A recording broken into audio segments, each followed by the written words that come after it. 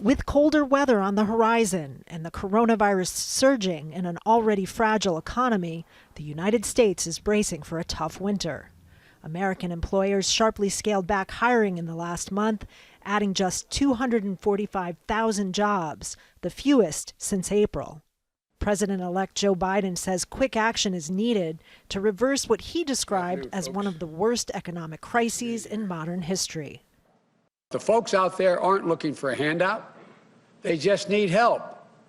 They're in trouble through no fault of their own. Nothing they did caused them to have hours cut or lose their job or drop out of the market. What they need us to understand. We're in a crisis. We need to come together as a nation. We need the Congress to act and act now.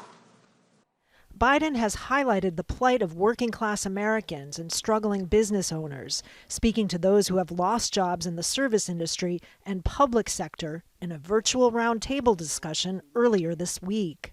Like Karen Coffey, who lost her job working in a sports stadium. We do have a lot of concerns, Mr. Biden. It's been rough. I mean, my last day of work was March the 8th when everything shut down. Retailers shed jobs in November, what would normally be peak holiday shopping season, a reflection of fewer consumers shopping in physical stores.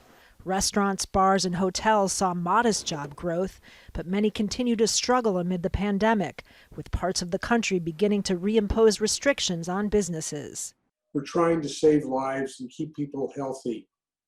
And at the same time, to do that, we wind up having to close businesses, which means that people may not have shelter and may not have healthy food.